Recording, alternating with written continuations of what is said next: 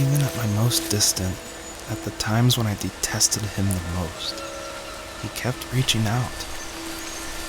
For a year straight, he asked me every week when we were going camping. I thought he was just dense. Eventually, to shut him up, I agreed. We carried out the worn lawn chairs from the garage and set up a cinder block campfire at the site we'd always used behind the house.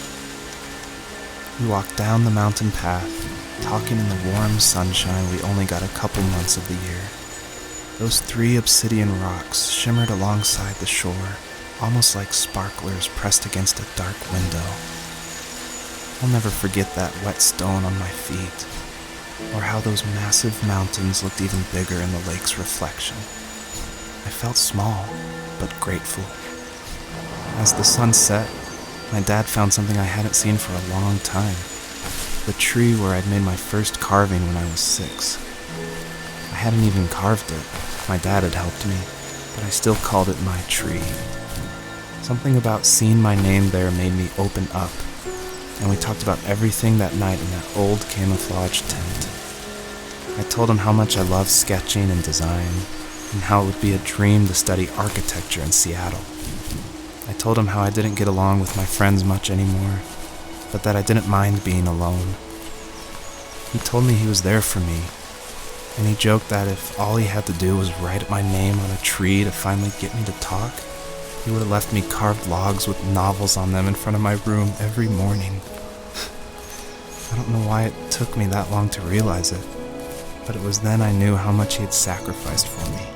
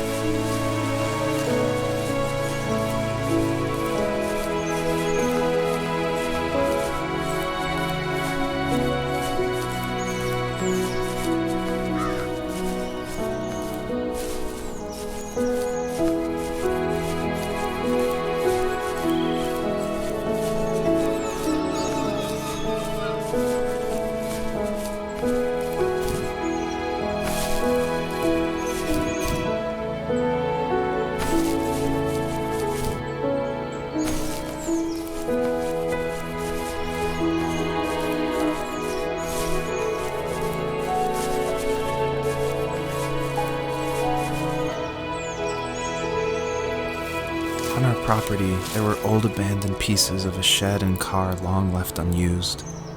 I used to ask him all the time who those people were that left all this junk, and I'm sure he got so tired of hearing it that he made up some elaborate stories how a brown bear ate them and haunted the woods afterwards.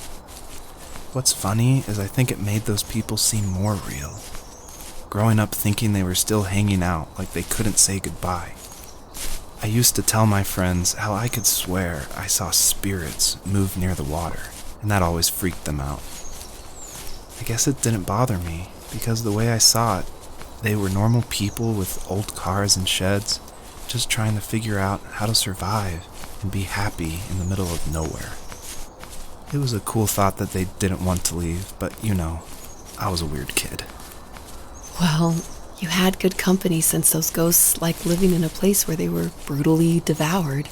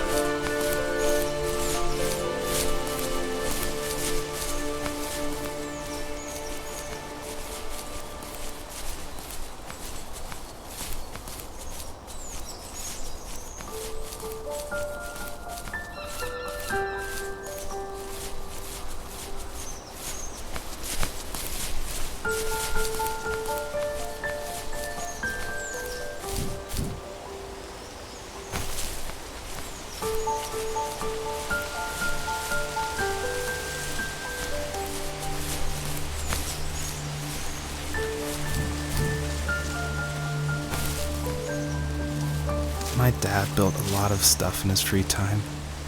If he wasn't watching fly fishing or reading Tom Clancy novels, he was carving something. He made tons of birdhouses. Not that he was into bird watching, but I think he really missed working and adding on to the home. If he couldn't afford the time to build onto our own house, he would have to settle with watching birds move into their little homes. We kept an old mattress in the bed of that ugly yellow truck, so we would drive it deep into the woods and then watch the birds fly into their houses while the sun set. Usually it was accompanied by venison jerky or a cold Coke, but not a lot of talking, which is how we both liked it.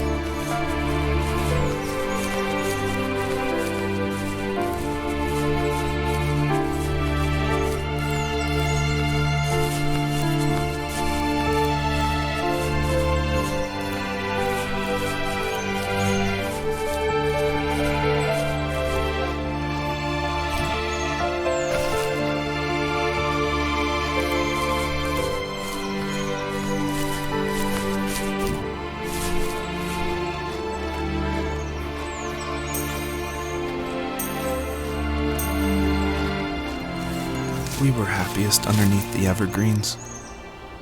We decided it was time to finally map out the hundreds of acres we lived on just to pass the time during the summer. He was only free in the evenings, so I would spend the day wasting time on dial-up internet and sketching, and then we would rush into the woods, pen and map in hand, before evening fell. Sometimes, the aurora borealis would cast a cold green glow on the mountainside, and we would finish our route underneath a twilight sky. Sometimes I was lonely during those summer days, but there was comfort in the routine. A lot of teenagers aren't looking for the daily grind, though.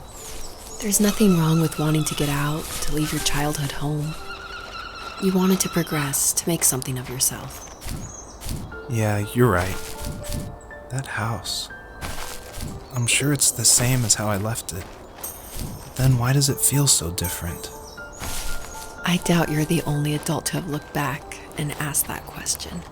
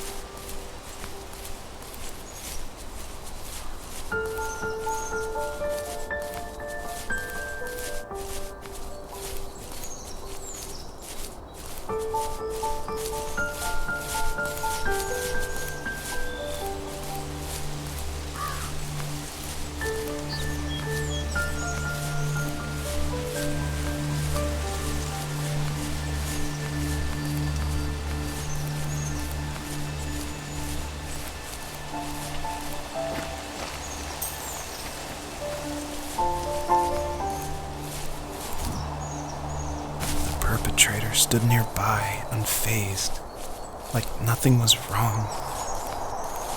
My dad is dead, and he's never coming back, Rachel. I can tell you these stories, but I can never reminisce with him again. He can never hold a grandchild that we'll probably never be able to have. I can never talk to him again, and I'll never be able to say I'm sorry for everything.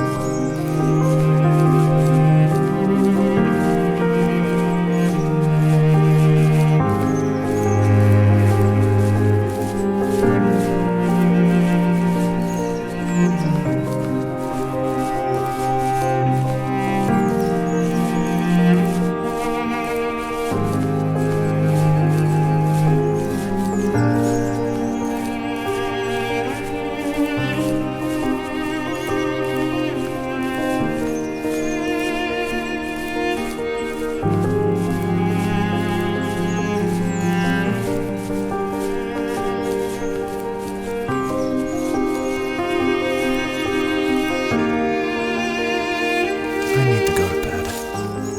I just can't talk about this anymore. Good night.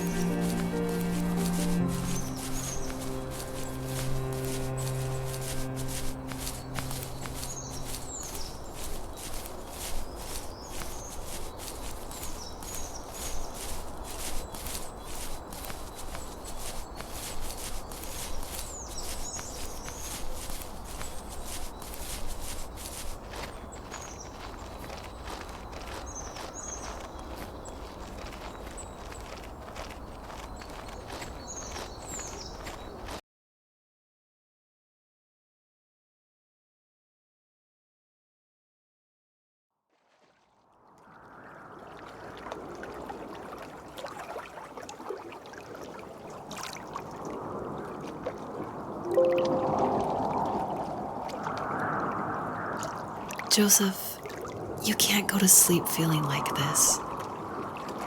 I'm sorry for everything, and I know you need space, but I'm here for you. You don't need to feel so lost. Joseph, have I ever told you what my mother was like?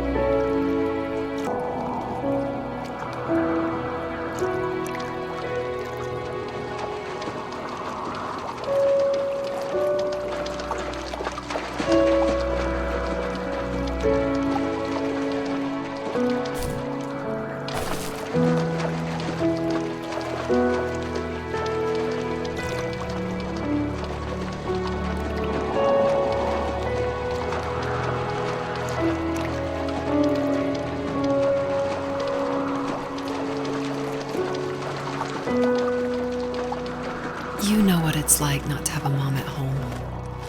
And you know how hard that made my childhood. What helped me was watching the birds in the morning before the school bus came. I thought that my mother was one of those birds, and it made me want to be free like her. My mom taught me how to fold origami cranes while she was in the hospital.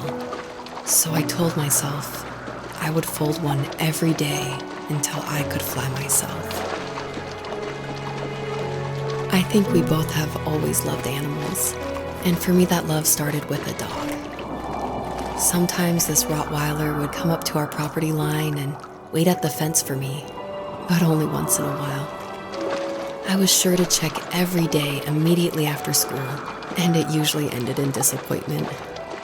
I would even steal money from my passed-out dad just so I could buy these off-brand dog biscuits. Even when she did stop by, she never went beyond the fence. Why was she so scared? I think my dad was the opposite of your dad in almost every way, except he was in the military as well. He coped with alcohol of every kind. The trailer started falling apart, he got angry, and I withdrew. More and more I became the weird, quiet kid who made lots of origami birds and carried dog biscuits around.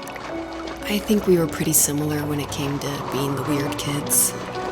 And that same sincerity in college was one of the reasons I was so drawn to you. Life got worse and worse. And at one point, I really didn't think I could survive another day with my soul still intact. I had no real friends, let alone neighbors, since we lived in the middle of nowhere. I should have talked to my teacher, but I was scared what he would do if he found out. As I waited for the school bus one morning, I walked around until I found something in an abandoned shed. Something I can't put into words. I summoned courage I didn't know I had, and I broke into my dad's room and found the key to the shed where he had locked my bike. I'll never forget that feeling. The wind rushing by my ears as the sun rose over fields of wheat. I was flying for the first time. I biked as far as my legs could take me until I found a house that felt friendly and that felt like home. Those strangers helped me in so many ways. And if it wasn't for them, I wouldn't have found my foster family. And if it wasn't for my parents, I wouldn't have met you. You have strength, Joseph, and you're not as alone as you think. It's all just so pointless. Just waiting for life to happen. It's like having the home I always wanted is cursed out of my reach. The thought of being a parent myself. How could I do that when I couldn't even be a good son? I'm sorry. I know what you're saying. I just don't know how things will work out. These quiet hours will turn into years. We'll wonder which roads passed us by. Then we'll forge a new road together. Besides, I discovered for myself that one fateful morning where any hopeful road leads to. There may be thorns and mist, but it always leads to the same thing. And what's that? Family. I'm so glad that you're part of my family, Rachel.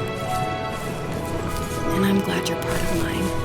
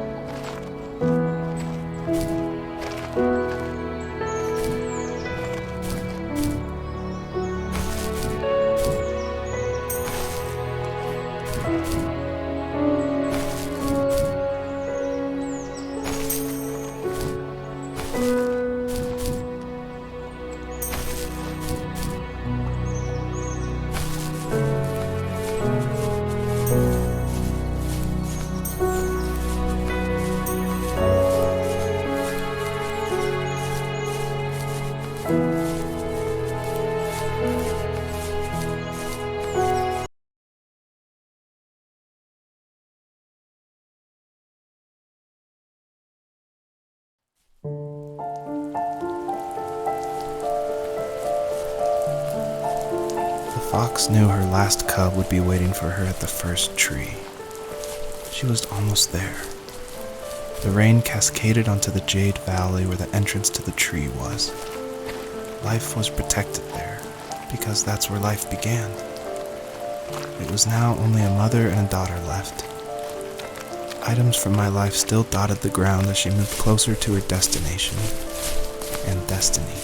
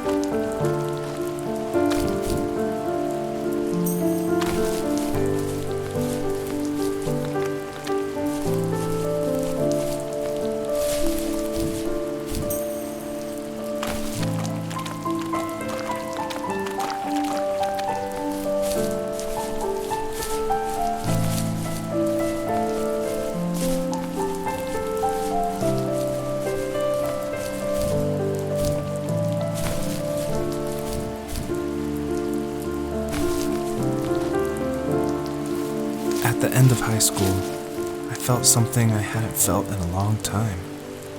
Drive.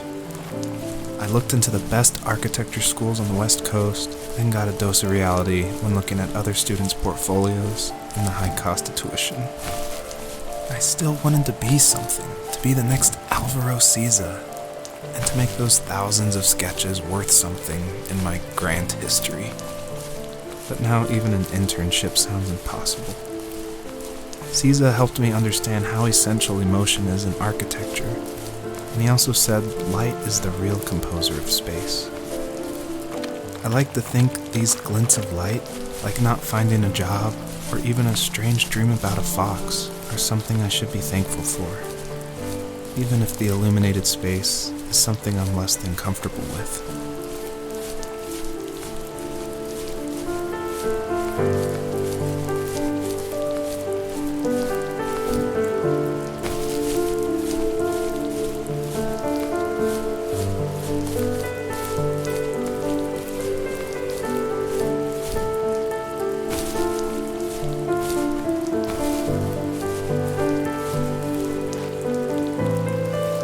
My dad was super supportive with my college plans, to a point.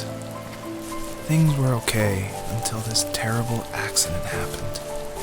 I guess a forklift flipped over due to a bad axle, and it crushed one of the workers there. My dad didn't eat for days, even though he wasn't directly involved. It devastated him. Not only did it hurt the business, but it just freaked him out. He would talk in his sleep, muttering things about firing people and saying sorry. One fateful day he approached me, said that since my school search wasn't going well, I should finally be a man and take over the family business.